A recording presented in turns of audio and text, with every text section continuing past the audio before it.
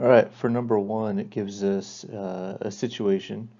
So we're talking about a bake sale where we sell cupcakes and brownies, and we have some expression that represents the total profit from selling the products and a one-time fee for the booth. So I imagine it would look something like P equals some amount, we'll say C, for the cost of a cupcake times the number of cupcakes plus some other amount B for the cost of a brownie times the number of brownies plus some fee, where C, B, and F are all going to be numbers once we know what they are.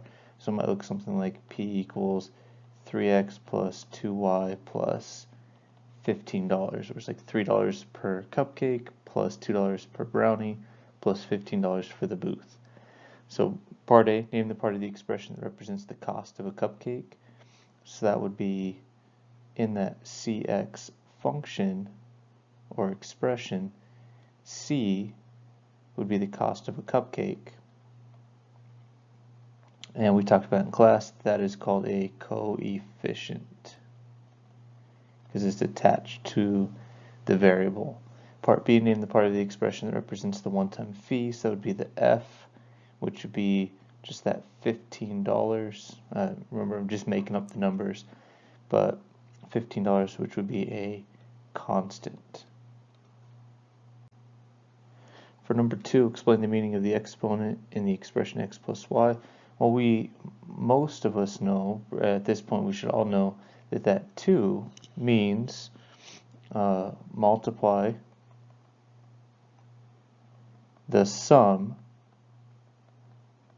and that sum is x plus y, by itself. So that we get x plus y times x plus y. So for 3, explain why x and 4x minus 3 are terms of the expression x plus 4x minus 3 and not factors. So we go back to our definition for what makes a term and what makes a factor. So a term, we define those early on as parts of expressions separated by plus and minus signs. And a factor was a part of a term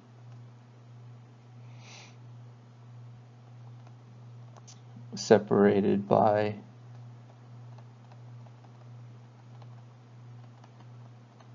multiplication.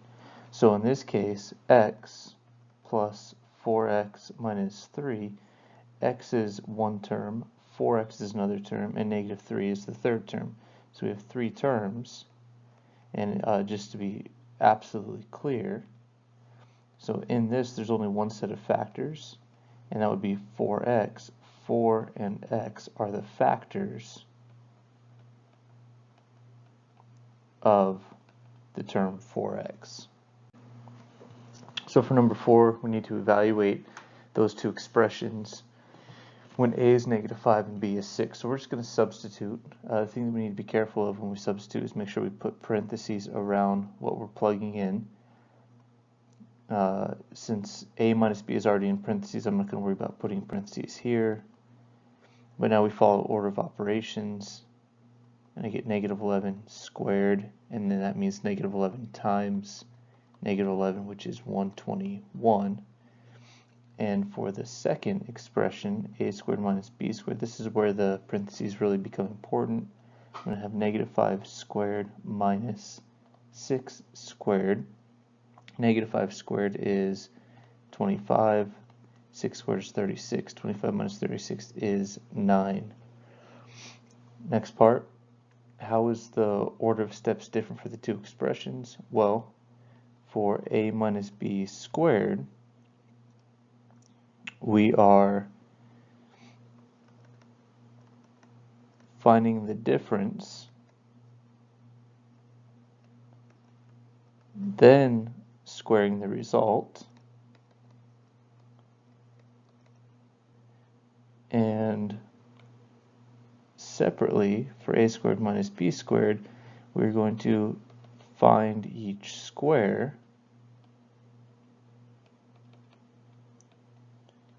then subtract those results. All right, for 5 and 6, we're simplifying those expressions. Since we have all addition and subtraction here, we're just going to group our like terms. Remember, like terms have to have the same variable and same exponent. So 5x cubed y goes with the negative 4x cubed y.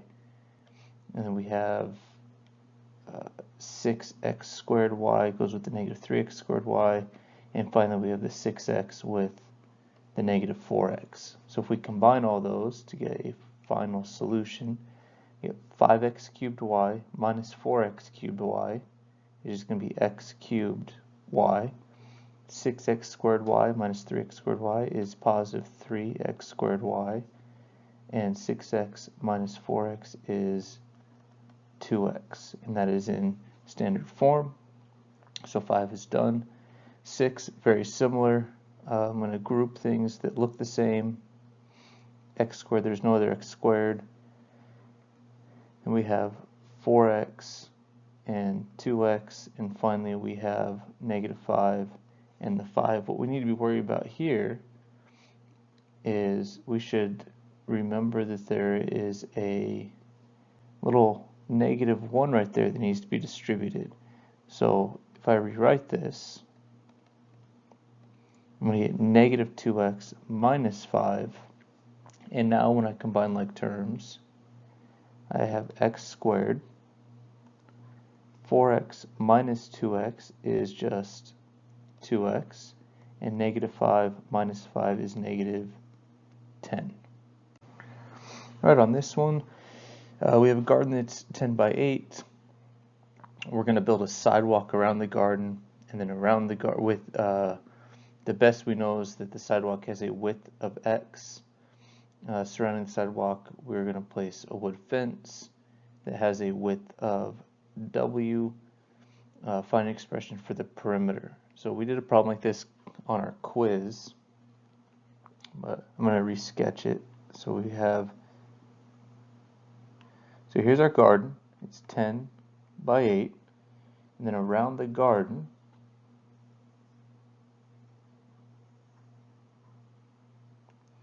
we have a sidewalk.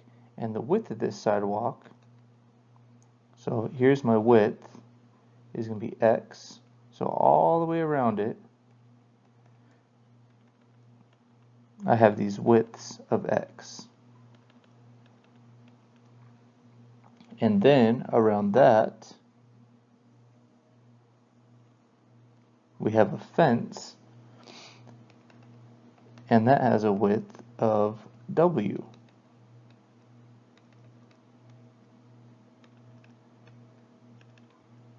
So we draw all of our widths, and we get a picture that looks like that. So it wants to know, the question wants to know, find an expression for the perimeter of the fence. So the fence is this blue part on the outside, so we need the length of the fence, and we need the width of the fence. So if we look at the length, this inside part from in between those two little tick marks is 8. And then the next two little marks, if I go out a little bit further, each of those are an x, and then we go out a little bit further and we have the two w's. So for the length of my fence, I have 8 plus 2x plus 2w, and I could do something very similar for the width of my fence. Again, inside those two black lines I have a 10, then in between the two black lines and the w's I have x's, and then outside we have w's, so we have 10 plus 2x plus 2w. So I have my two side lengths. Now I just need to combine them to find the perimeter. We know that perimeter is 2 times the length plus 2 times the width. In this case, the length we just found out was 8x. I shouldn't have said 8x, that was just 8 plus 2x plus 2w plus 2 times the width, which was 10 plus 2x plus 2w. If I use distributive property, I get a perimeter of 16 plus 4x plus 4w plus 20 plus 4x plus 4w, and combine our like terms, and we get a final perimeter of 36 plus 8x plus 8w. Alright, for number 8, we want to find the area of the shaded region. So we should all see a big rectangle and then a little square inside of it that's not shaded. So to answer this question, we're going to find the area of that big rectangle, which has dimensions of 3x minus 4 and 2x plus 5, and we're going to subtract out the area of the square, which has dimensions of x plus 2 on each side. So to organize kind of my thoughts on the paper, I'm going to say the area of the rectangle, like that, is just 3x minus 4 times 2x plus 5. That's the length times the width. Remember, area of any kind of a rectangular prism is LW. And from what we learned in class, I'm going to distribute this out.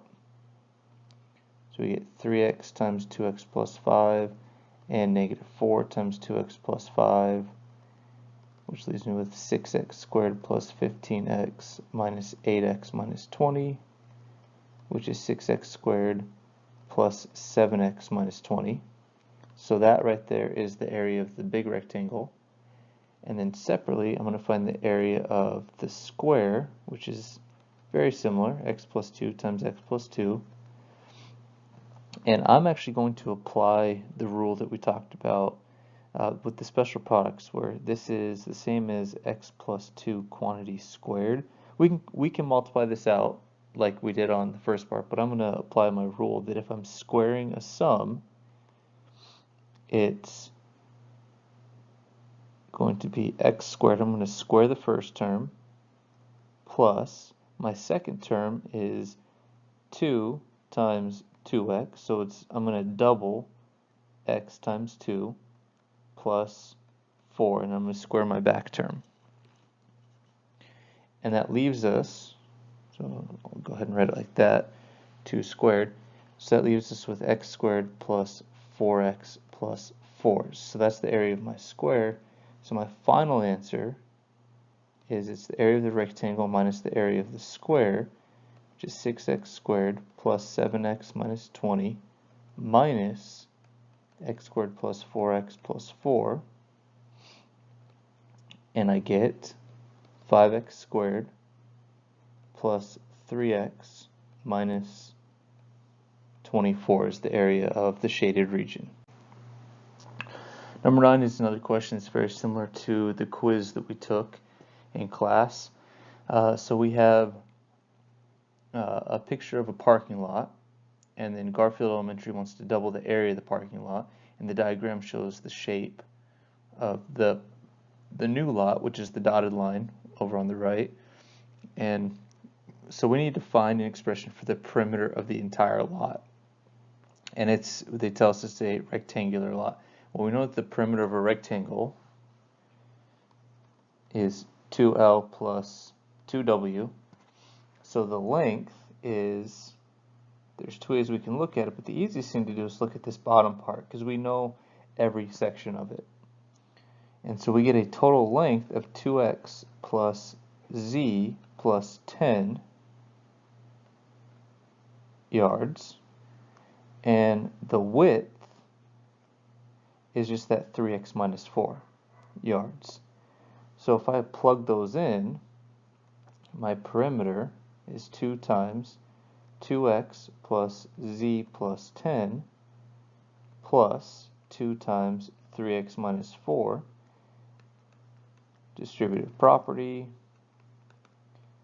4x plus 2z plus 20 plus 6x minus 8, combine some like terms, and we get an expression for the perimeter of 10x plus 2z plus 12. Number 10, expand and simplify. So when I look at this, I see that I'm multiplying two binomials. So we just need to use one of the methods that we talked about in class.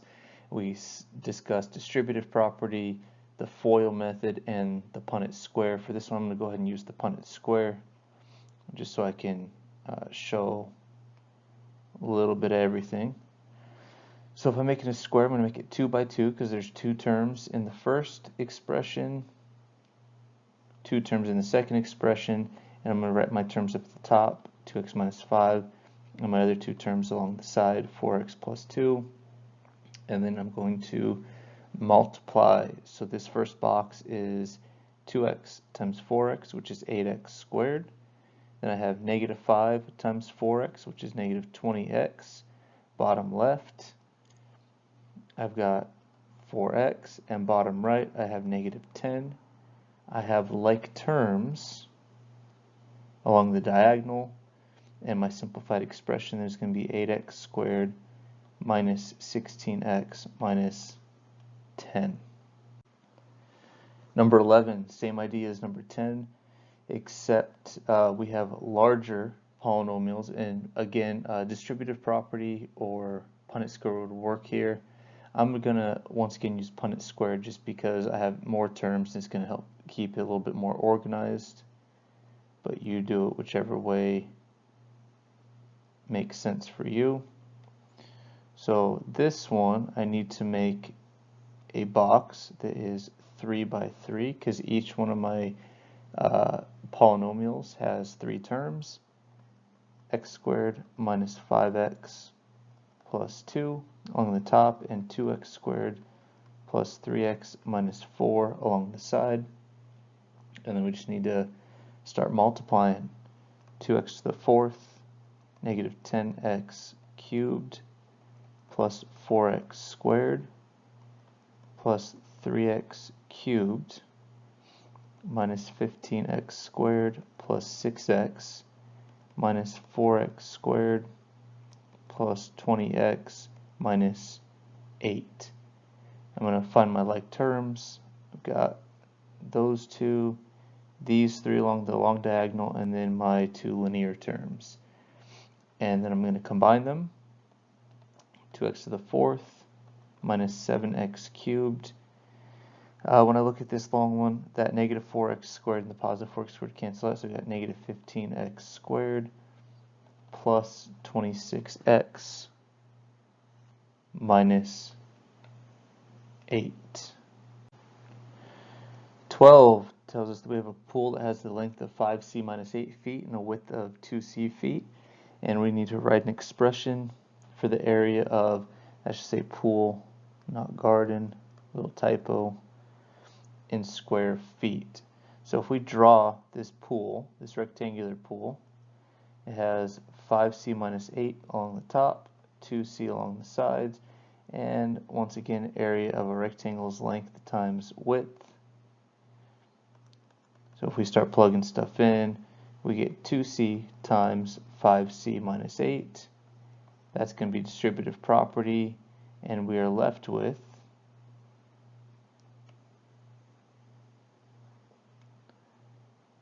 10c squared minus 16 is my simplified area formula. Alright, 13 and 14 are very similar to each other. We're just simplifying the expression. These are all monomials being multiplied together. And remember, we talked about in class, we're just going to multiply the compatible parts. So numbers with numbers, variables, same variable, same variable. Since we're not adding, we don't have to worry about like the variables all being the same with the same exponent. We're just going to combine them. So if I combine my numbers, that's 1/4 times 16. And then my x's, I've got x to the 5th times x to the 7th times x. My y's are y times y to the 5th. And then I have z squared times z cubed times z to the 8th. And now we're going to apply our exponent rules.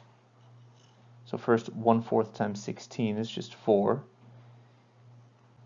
Here, x to the 5th, x to the 7th, x to the 1st, we're going to add our exponents, and we get x to the 13th.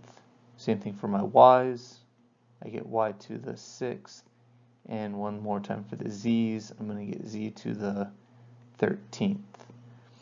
14, very similar problem once again, but what I'm going to have to do first here is distribute those powers. We're going to use the power of a product rule. I'm going to turn that expression into 4 squared a to the 4th b squared times a to the 15th b to the 12th. Remember, when we're distributing a power to a power, we have to multiply. So once again, we're going to combine. So we've got a 16, because that's 4 squared. And we've got a to the 4th, a to the 15th, and b squared, b to the 12th. That's going to leave me with an expression of 16a to the 19th, b to the 14th. 15, we've got a right triangle that you can see on the page, and we need to enlarge it so that each side is multiplied by the hypotenuse, which happens to be 2x, and it says find a simplified expression for the perimeter of the new triangle. The first thing we're going to do is multiply each side by the hypotenuse. Remember, the hypotenuse is the side always across from the right angle. So that gives me a new rectangle that has dimensions of 6xy, 6xy for the two legs, and 4x squared for the new hypotenuse. And the perimeter is then going to be 6xy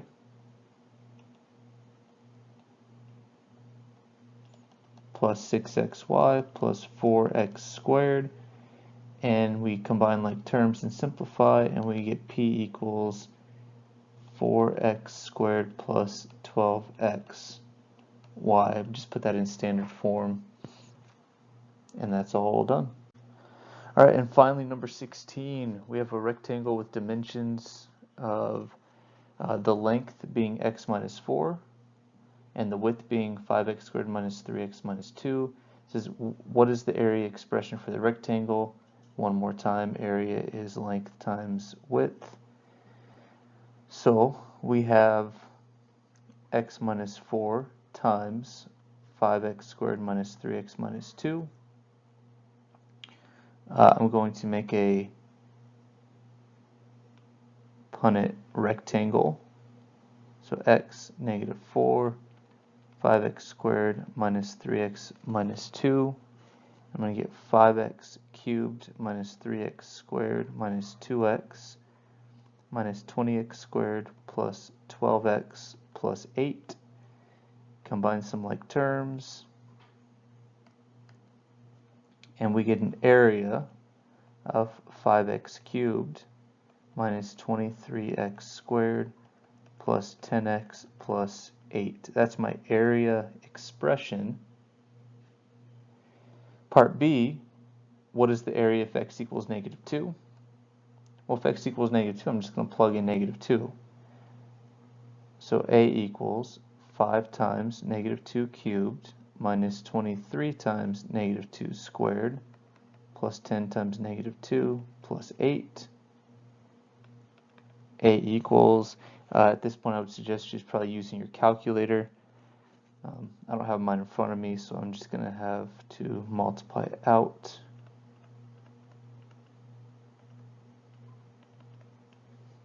Continue to follow order of operations and simplify.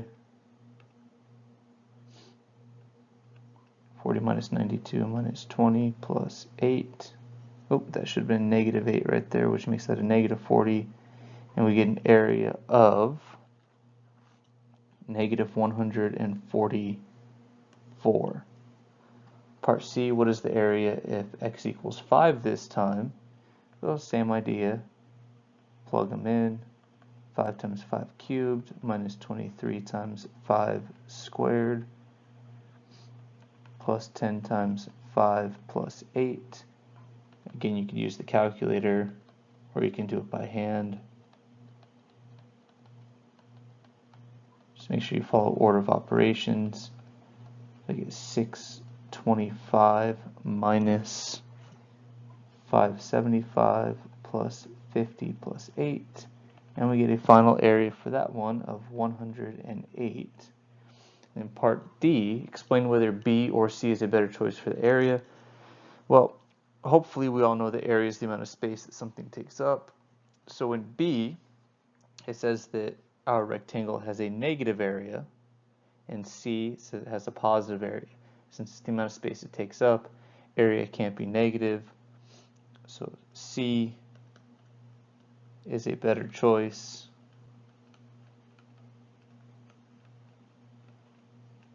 because area must